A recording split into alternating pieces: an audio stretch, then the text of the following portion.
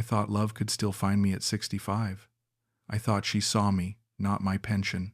I sent $300,000 to Thailand. And when I finally flew there to see what I'd built, there was nothing left but strangers and lies. The irony of that statement still burns. I was looking for a fresh start, a final chapter of happiness, and all I found was a bottomless hole where my future used to be. I am talking to you now from a place that feels temporary, cold, and utterly stripped bare. I've been trying to hold on to the shred of dignity I have left, but burying this truth has become a burden I can no longer bear. I knew I had to tell this story when I got an email late last night from a longtime viewer named Mark. Mark has been watching my channel for years, back when I first started talking about retirement plans. He wrote that he had recognized the silence in my recent videos, the kind of quiet that speaks volumes, and he admitted that he was facing similar pressure from someone he had met online. Mark ended his note simply, "Before I lose everything, I need to know the cost." When I read those words, a terrible, sinking shame washed over me, the feeling that my failure might become someone else's fate. That was immediately replaced by a fierce, almost protective anger at the silence I had maintained, which had allowed me to rationalize this mistake. But then, a calm, powerful resolve settled in. Mark needed a warning, a real one, and I realized that my humiliation was a small price to pay to help him, or anyone else, avoid this particular kind of devastating con. Before I dive into the timeline of the transfers and the deceit, I have a sincere request for you. If you appreciate the painful honesty I'm sharing tonight, please give this video a like. Comment below and tell me what the hardest lesson you've ever learned about trust was, and tell me where you are watching from. It helps me feel less alone. Also, if you're not already, please subscribe to the channel. Thank you, truly. Your support, your views, and your presence here are the only things that turn this confession into something constructive. I am deeply grateful for this community. This is the account of how easily hope can be weaponized against you. Let me take you back to the first email. I was sitting in my apartment in Edmonton on a Tuesday night in February when the notification lit up my phone. The heating was rattling like it always does when the temperature drops below -20, and I was eating microwave soup straight from the bowl because washing dishes for one person felt pointless. My daughter hadn't called in 3 weeks. My son sent a text on my birthday, 2 months late. "Sorry, Dad, crazy busy." 4 words. That's what I got. I'd worked 37 years on oil rigs, missed birthdays and Christmases and school plays, sent them both through college, and now I got 4 words every few months. I wasn't angry about it anymore. I was just tired. Tired of the silence. Tired of waking up to nothing.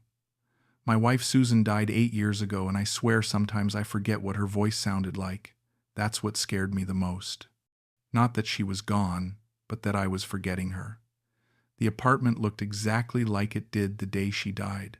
Same furniture, same pictures on the wall. I couldn't change anything because changing it meant accepting she was never coming back. So I just existed in this frozen moment, day after day, waiting for something I couldn't even name. That's when the message came through. I was on one of those international dating apps. I'm not proud of it. I'd signed up 6 months earlier after a guy at the grocery store, some kid bagging my groceries, asked if I was okay. "You just look sad, man." A stranger could see it on my face. So I downloaded the app. Told myself I was just looking, just curious. I never messaged anyone. I just scrolled through profiles of women from the Philippines, Thailand, Vietnam, women who smiled like they meant it, women who wrote things like "looking for genuine man" and "tired of games." I told myself it was pathetic. A 65-year-old man swiping through pictures of girls young enough to be his granddaughter, but I kept doing it anyway because it made me feel like maybe, somewhere in the world, someone might want to talk to me. The message was from a girl named Veena. Her profile picture showed a young woman with long black hair, a shy smile, standing in front of a temple. She looked sweet, innocent. The message said, "Hello, handsome man. You look kind." I stared at it for a full minute. Handsome. No one had called me that in a decade. Kind. I didn't even know if I was kind anymore. I'd become so small, so invisible, I didn't know what I was. I looked at her profile. 24 years old, from Pattaya, Thailand. Worked at a karaoke bar. I should have closed the app right there. I should have known better. But I didn't. Because for the first time in 8 years, someone had reached out to me first. Someone had seen my picture, my face, and decided I was worth a message. So I wrote back, "Hello, thank you. You look very nice too. Simple, safe." I didn't expect her to respond, but she did. Within 2 minutes. "You have nice smile. You work before?" I told her I was retired, that I used to work on oil rigs in northern Canada. She wrote back, "That sound dangerous. You very brave man. Brave." I hadn't felt brave in years. I'd felt old and useless and forgotten. But she called me brave. We messaged back and forth for an hour that night. She asked me about Canada, about the cold, about what I did in my free time. I told her I didn't do much. Watched TV, went for walks. She said, "You sound lonely." Me too. And something in my chest cracked open. Because she was right. I was lonely. I was so goddamn lonely I could barely breathe some days. Before I went to bed, she sent me a voice message. I almost didn't play it. I was scared it would shatter the illusion that her voice would sound wrong or fake or rehearsed. But I pressed play. "Hi Lloyd, I hope you sleep good tonight. I think you very nice man. I hope we talk more tomorrow." Her English was broken but sweet. Her voice was soft. And when she said my name, it sounded like it mattered, like I mattered. I hadn't heard my name said like that since Susan died. I lay in bed that night staring at the ceiling, my phone on my chest, and I thought, maybe this is something. Maybe this is a second chance. I know how that sounds. I know what people would say. But when you've been invisible for as long as I had, you stop caring what makes sense. You just want to feel something again. We talked every single day after that. She'd message me in the morning, Thailand time, which was my evening. "Good morning, my Lloyd. I think about you today." I'd wake up to those messages, and for the first time in years, I had a reason to get out of bed. I'd make coffee and sit at my kitchen table and type back, telling her about my day even though nothing ever happened. Went to the store, bought groceries, thought about you too. It sounds stupid now, writing it out like this, but it didn't feel stupid then. It felt like connection. It felt like someone on the other side of the world gave a damn whether I woke up or not. We moved to video calls after the first week. I was terrified the first time she called. I spent 20 minutes trying to angle my laptop so the light didn't make me look older than I already was. When her face appeared on the screen, I forgot how to breathe. She was beautiful, not just pretty, beautiful. She was wearing a simple white tank top, her hair pulled back, no makeup. She smiled when she saw me and said, "Hi Lloyd, you look same like picture." I'm happy.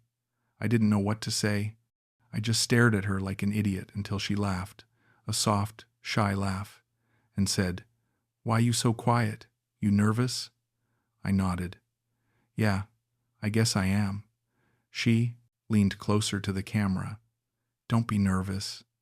I just normal girl. You just normal man. We just talk, okay?" And we did. We talked for 2 hours that first night. She told me about her life in Pattaya. She worked at a karaoke bar on Walking Street, serving drinks, singing with customers. "It's not bad job," she said, "but it's tired. Every night, same thing. Drunk man, loud music. I smile, I sing, I go home. My family need money, so I do it, but I don't love it." I asked her about her family. She said her mother lived in a village in Isaan, the northeast part of Thailand. Her father died when she was 10. She had 2 younger sisters still in school. She sent money home every month to help pay for their education, for her mother's medicine. "I want them have better life than me," she said. "I want them go to university, not work in bar like me." There was something in her voice when she said it, not self-pity, just tiredness, like she'd accepted her role and was doing what she had to do. I told her about my life, about Susan, about how she died of cancer and how I still couldn't let her go. Veena didn't interrupt. She didn't try to fix it. She just listened. When I finished, she said, "You love her very much. I can see. You good man, Lloyd. You deserve to be happy again." No one had said that to me. Not my kids, not my friends. No one. "You think so?" I asked. She nodded. "I know so." We fell into a routine. Every night at 8 my time, we'd video call. She'd be getting ready for work, putting on makeup, fixing her hair, and I'd just watch her. She'd talk about her day, about the customers who annoyed her, about her dreams of leaving Pattaya and opening a small restaurant somewhere quiet. "You like Thai food, Lloyd?" she asked one night. "I don't know.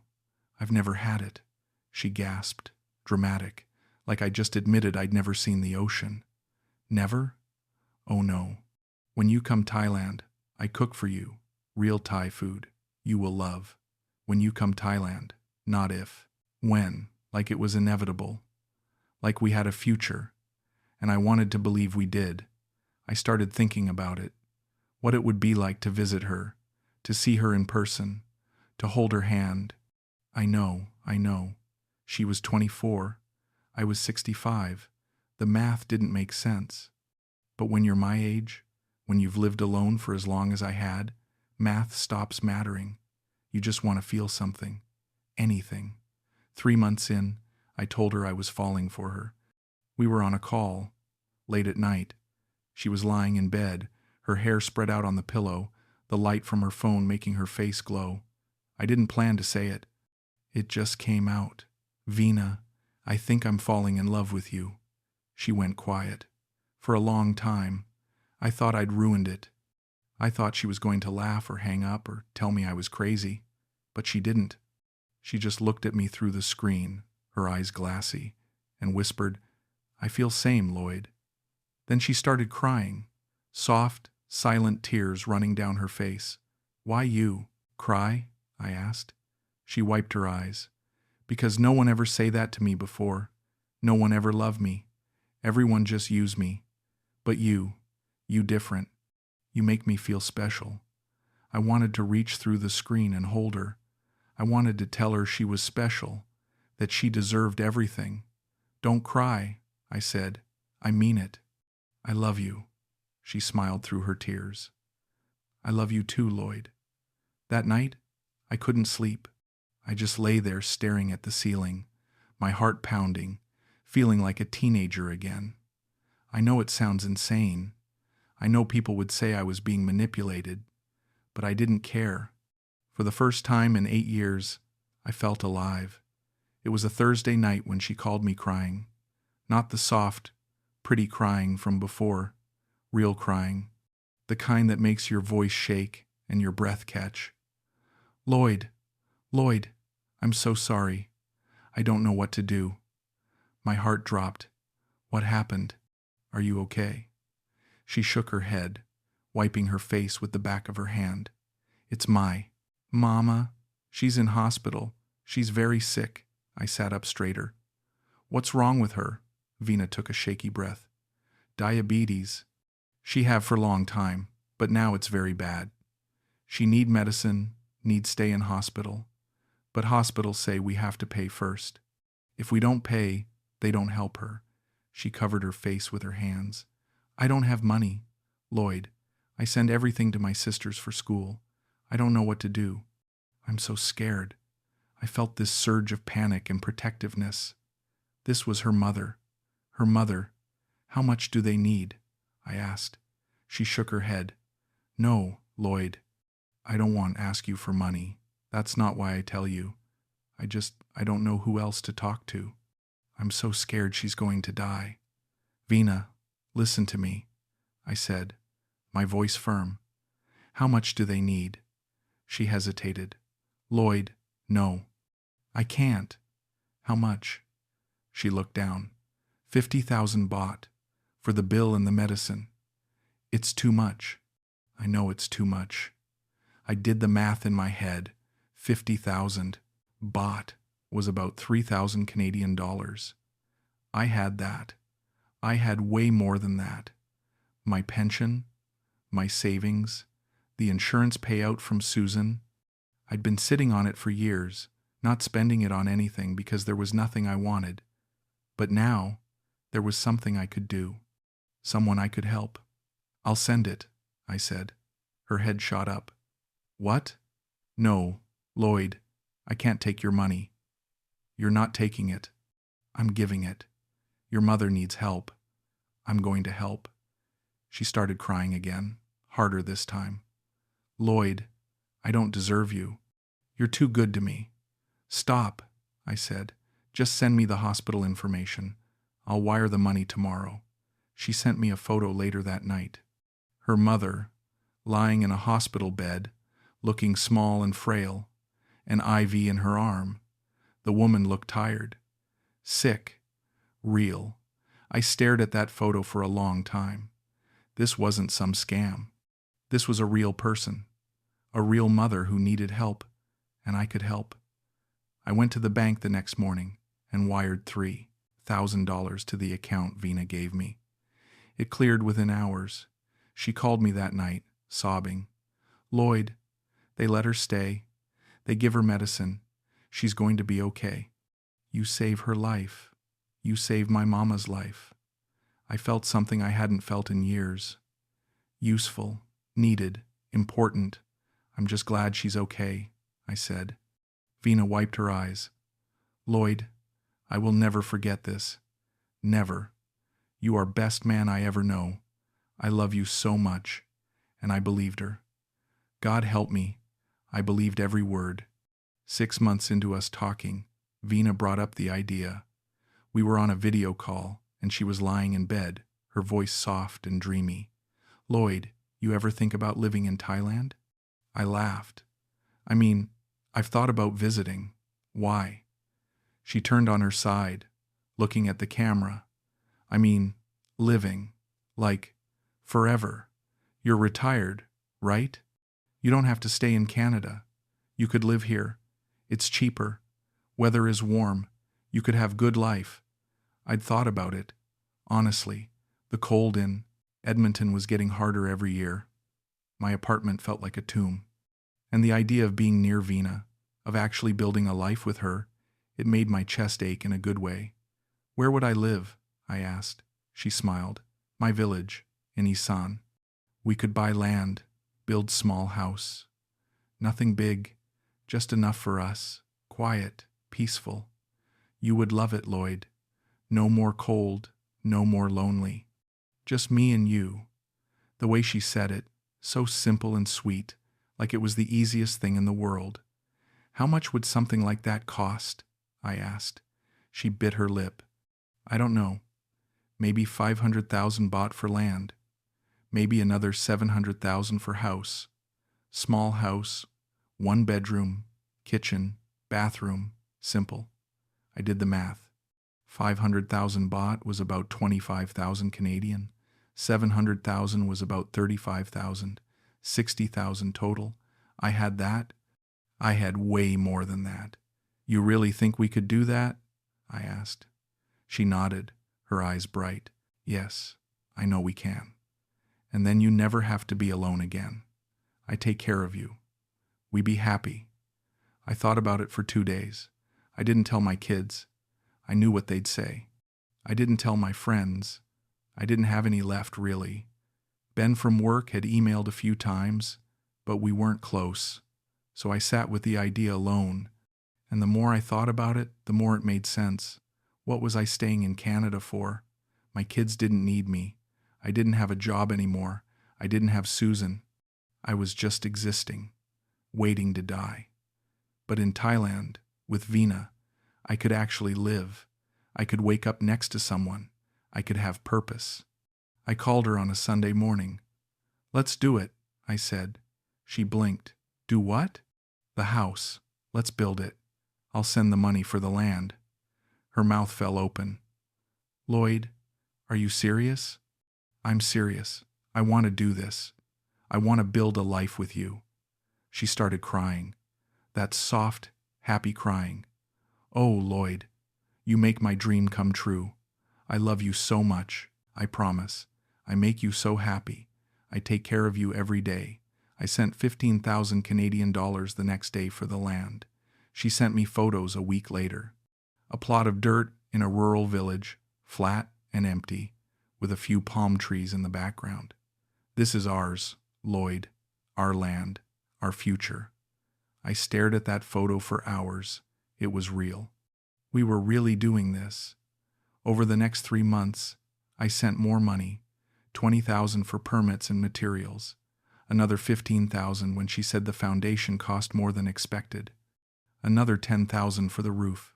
She sent me progress photos every week, dirt being cleared, wooden posts going up, a frame taking shape, her standing in front of it, smiling, holding a sign that said, "Our home." I printed that photo and put it on my fridge. My son called one night, rare for him. "Hey, Dad, just checking in. How are you?" I almost told him, almost said, "I'm building a house in Thailand with a woman I've never met." But I didn't, because I knew what he'd say. I knew he'd call me crazy. So I just said, "I'm good, doing fine." "Okay, well, just wanted to make sure. Love you, Dad. Love you too." And that was it, 30 seconds. That's what I got. But Veena called me every night. Veena sent me messages every morning. Veena made me feel like I mattered. So I kept sending money, because this was my choice, my life, my future. I first saw him on a video call in late August. Veena was at the construction site, showing me the progress, and this guy walked into the frame. Tall, maybe early 30s, wearing a dirty tank top and jeans. "Who's that?" I asked. Veena turned the camera toward him. "Oh, this is Somchai, my brother. He helped with the house." Somchai waved at the camera, grinning. "Hello, sir. Nice to meet you." His English was better than Veena's. Clearer. "Nice to meet you too," I said. Veena turned the camera back to herself. "He's very good worker. He makes sure everything done right. I'm lucky to have him." I didn't think much of it at the time. It made sense. She needed help building the house. Family helping family. But over the next few weeks, Somchai started appearing more and more.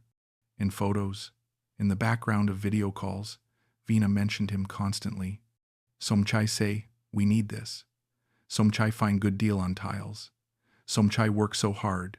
And then the request started. It was a Tuesday night when she called me, her face tight with worry. "Lloyd, I need to ask you something, but I feel so bad asking." My stomach dropped. "What is it?" She sighed. "It's Somchai. He have accident on motorbike. He hit by car. He's okay, but he in hospital. They say he need to pay for x-ray and medicine. $2,000. I hesitated. $2,000. That wasn't nothing. "Is he okay?" I asked. She nodded. "Yes, but he in a lot of pain. And if he don't pay, they won't let him leave hospital. Lloyd, I know I asked too much already, but he's my brother. He helped us so much with house. I don't know what to do." I looked at her face on the screen. She looked desperate, scared. And I thought, what kind of man would I be if I said no? "Okay," I said. "I'll send it." Her face flooded with relief. "Oh, Lloyd, thank you. Thank you so much. I promise, we pay you back." "Don't worry about it," I said. But deep down, a small voice in my head whispered, "You're never getting that money back." 2 weeks later, it was something else. Somchai's motorbike needed repairs, another $1,000. Then a month after that, his small business, some kind of repair shop, had a loan come due. $5,000 or he'd lose everything. Every time, Veena apologized. "Every time," she cried. "Every time," she said. "I hate asking you, Lloyd, but family is family. And every time, I sent the money, because what else could I do? I loved her. I was building a life with her. And if helping her family was part of that, then fine. But I started noticing things, small things. She was less affectionate. Our calls got shorter. She was always busy, always tired. I have so much to do, Lloyd. I'm sorry. I talk to you tomorrow. I told myself it was just stress. Building a house was stressful. Dealing with family was stressful. But late at night, lying alone in my bed, I'd wonder. I'd add up the numbers in my head. 15,000, 20,000, 30,000, 50,000, more. How much had I sent? And what did I have to show for it? Photos, promises. A voice on the phone that said, I love you, Lloyd. I never forget what you do for me. One night, after she cut a call short, I sat in the dark and asked myself the question I'd been avoiding. Am I being used? The thought made me feel sick. Because if the answer was yes, then what did that make me? A fool. A lonely old man so desperate for love that he'd pay for it. But then my phone buzzed. A voice message from Veena. I hesitated before playing it. When I did, her voice was soft and sleepy. Hi, Lloyd. I'm so sorry. I was short with you today. I'm just so tired. But I want you to know, you are my everything. I think about you all the time. I love you so much. Good night, my love. And just like that, the doubt melted away, because that's what I wanted to believe, that she loved me, that this was real. So I pushed the fear down and told myself, she's just stressed. It'll be okay. It has to be okay. The email came on a Saturday morning. I was drinking coffee, scrolling through photos Veena had sent of the house when I saw it in my inbox. Subject, Hey Lloyd, need to talk to you. It was from Ben, a guy I used to work with on the rigs. We weren't close. We'd grab beers once in a while after shifts, talk about hockey, but that was it. I hadn't heard from him in over a year. I opened it. Hey Lloyd, hope you're doing okay. I heard from Gary that you've been sending money to a girl in Thailand. Look, I don't want to piss you off, but I've seen this before. My cousin got caught up in something similar a few years back, lost everything. I'm sending you some links. Just read them. Be careful, man. Ben. Below the message were 3 links. One to a forum about Thai romance scams. One to a news article about a guy in Australia who lost his savings. One to a YouTube video titled How Bar Girls in Thailand Target Older Men. I stared at the email for a long time. My first reaction was anger. How dare he? How dare he assume he knew anything about my life? About Veena. He didn't know her. He didn't know what we had. This wasn't some scam. This was real. She loved me. I loved her. We were building a future together. I almost deleted the email right there, but I didn't. I clicked on one of the links. The forum. I read through the posts. Story after story of men, older men, who met women online. Women from Thailand, the Philippines, Vietnam. Women who were sweet and kind and loving. Until they weren't. Until the requests for money never stopped. Until the men flew over and realized there was no house, no land, no future. Just lies. I closed the browser. My hands were shaking. No, this wasn't the same. Veena was different. I'd seen the photos. I'd seen the land, the house being built. This wasn't a scam. It couldn't be. But the doubt was there now, planted in my mind like a seed. I didn't respond to Ben's email. I didn't even acknowledge it. But I couldn't stop thinking about it. That night, when Veena called, I asked her something I hadn't asked before. When can I come visit? She blinked. Visit? Yeah. I want to see the house. I want to see you. I've sent so much money, Veena. I think it's time I come see what we're building. She bit her lip, looking away from the camera. Lloyd, I want you to come. I want to see you so much. But the house isn't finished yet. I don't want you to see it like this. I want it to be perfect when you come. I don't care if it's perfect, I said. I just want to see you. She sighed. I know, but maybe in a few months, when it's done, then we can have nice time together. I don't want you to come and be disappointed. A few months. Always a few months. I forced a smile. Okay, a few months. But when the call ended, I sat there in the dark, Ben's email burning in my mind. I'd sent over $100,000 by now, and I'd never even been there. What the hell was I doing? I didn't tell her I booked the flight. I just did it. November, 3 months away. Bangkok to Edmonton return ticket, $1,500. I stared at the confirmation email for a long time before I told her. It was a Tuesday night.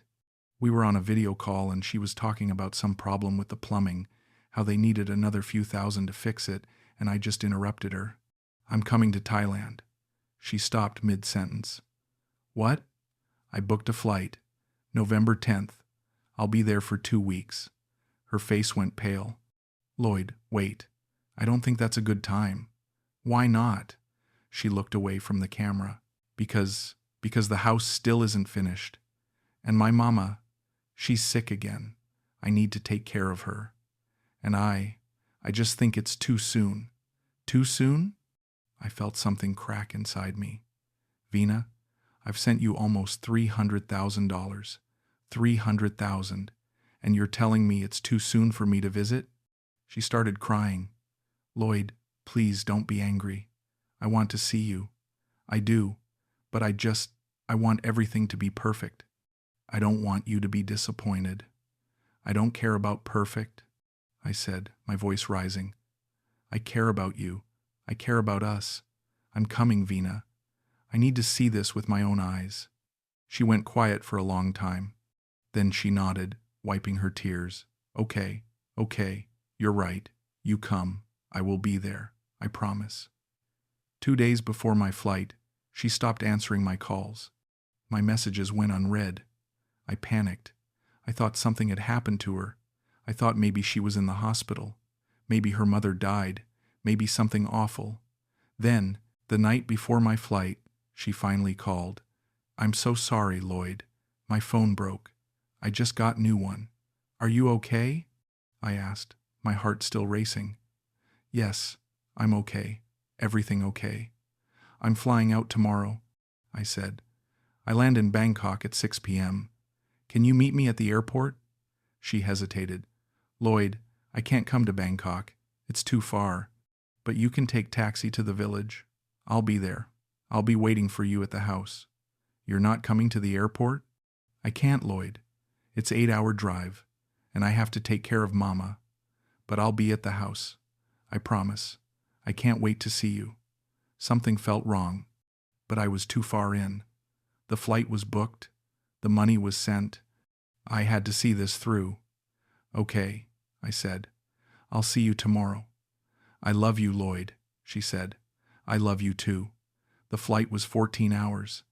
I barely slept.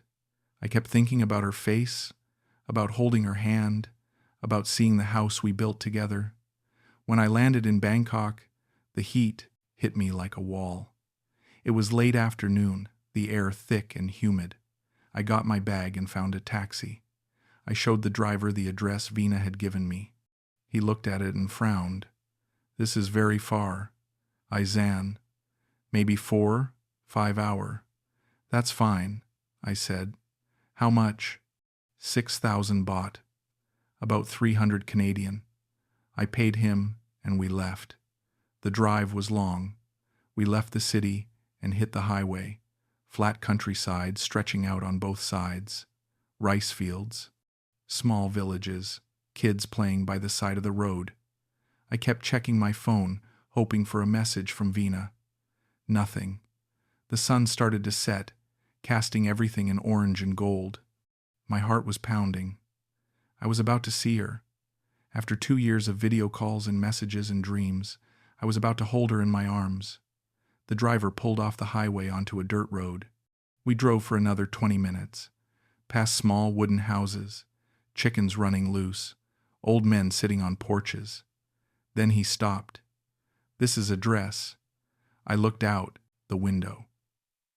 It was a dirt road, empty land on both sides. No house, no Veena, just a half-built shack, wooden posts, and a rusted tin roof, weeds growing through the floor. "Are you sure this is it?" I asked, my voice shaking. The driver checked his phone. "Yes, sir. This is address you give me." I got out of the car, my legs weak. I walked toward the shack. There was a man there, maybe 50, skinny, wearing a torn shirt. He looked at me, confused. "You looking for something?" he asked in broken English. "I'm looking for Veena," I said. "This is supposed to be her house." He laughed. Not mean, just confused. "Veena? I don't know Veena. This land, no one live here. I was paid to clear it. 2 year ago. Lady give me money, then disappear. I never see her again." I stared at him. My chest felt tight. My vision blurred. "What do you mean?" He shrugged. "I don't know, sir. Sorry. I tried calling Veena. The number didn't connect. I tried again. Nothing. I checked her social media. Her accounts were gone. All of them. I stood there on that dirt road, in the middle of nowhere, and I realized there was never a house. There was never an us. There was never anything. I stood there for an hour. I don't know why. Maybe I thought she'd show up. Maybe I thought this was all some misunderstanding. Maybe I was just in shock. The taxi driver waited, engine idling, looking at me with pity. Finally, he called out, "Sir, you okay? You want go somewhere?" I didn't know where to go. I didn't know what to do. "Is there a hotel nearby?" I asked. He nodded. "Udon Thani. Maybe 1 hour. I take you." I got back in the car. The drive was silent. I stared out the window, my mind blank. $300,000, 2 years of my life, and it was all a lie. The driver dropped me at a cheap hotel, one of those places with fluorescent lights and tile floors that smelled like cleaning chemicals. I paid him, checked in, and went to my room. It was small, a bed, a bathroom, a TV mounted on the wall. I sat on the edge of the bed and tried calling Veena again. Blocked. I checked her Facebook, her Instagram, her Line app. All gone.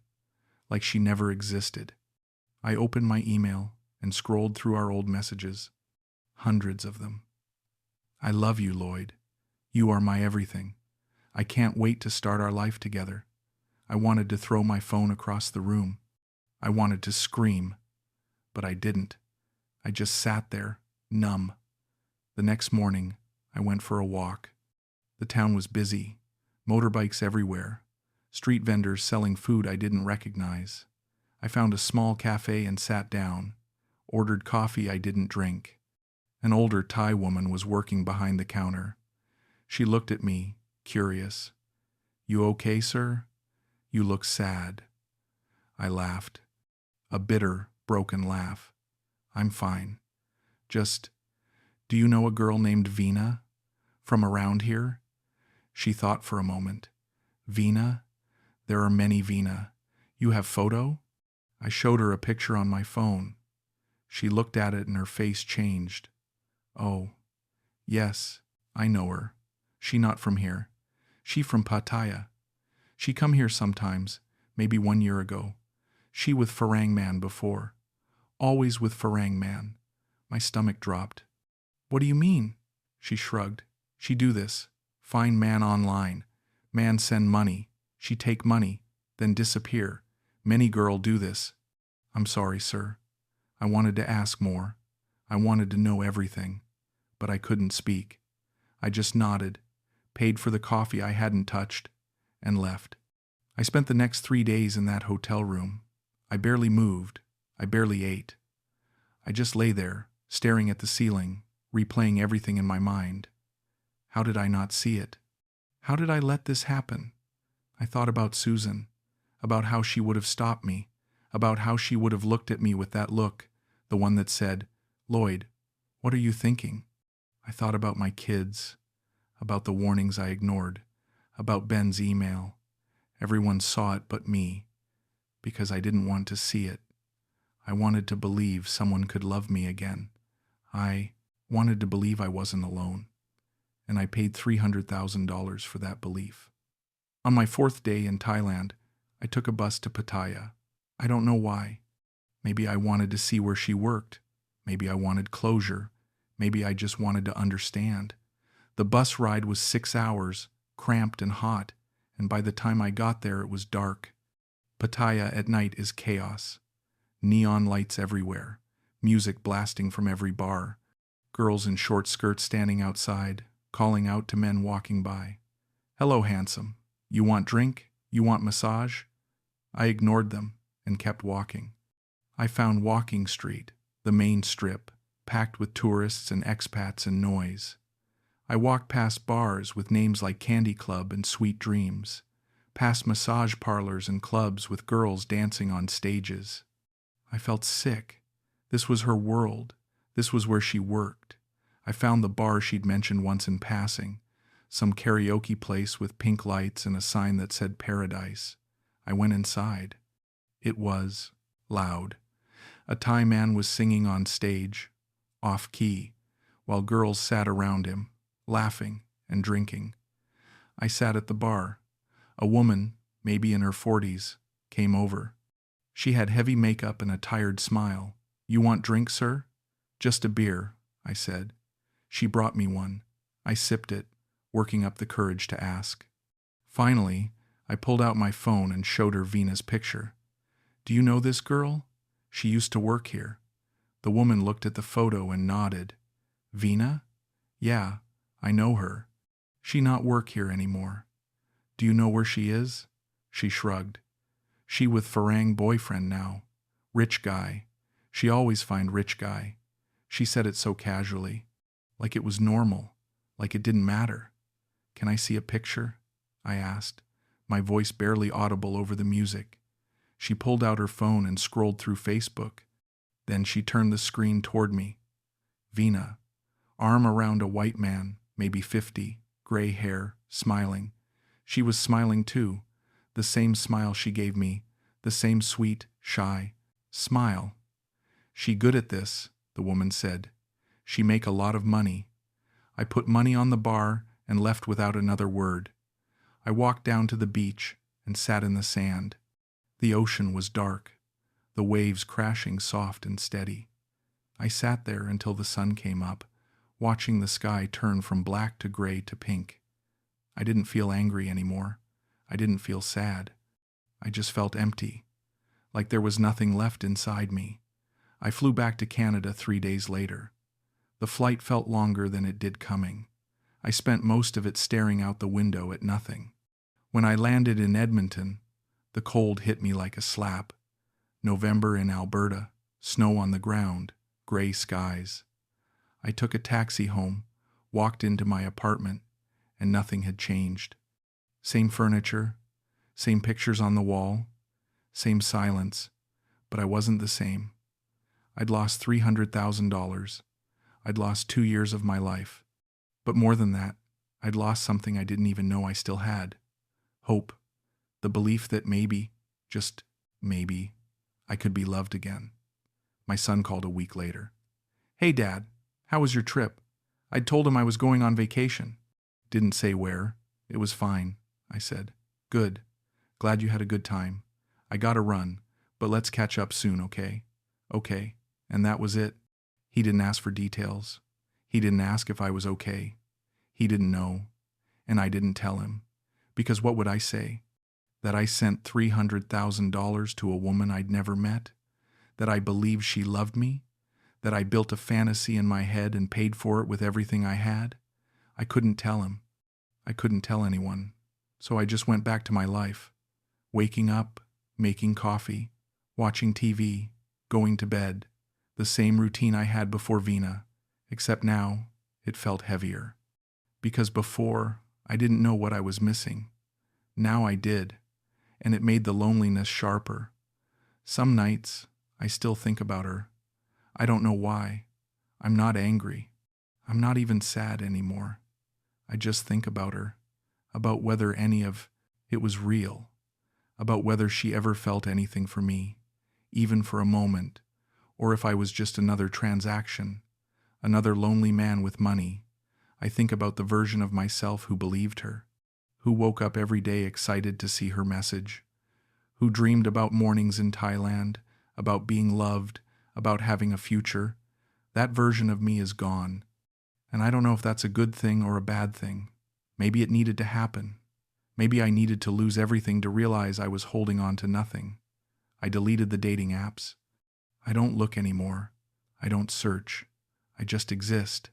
Some people might call that giving up, but I call it acceptance. I'm 65 years old. I'm alone. And I'm going to stay that way. Not because I want to, but because I've learned my lesson. Love, real love, doesn't come through a screen. It doesn't cost $300,000. And it doesn't disappear the moment you try to hold it. I know that now.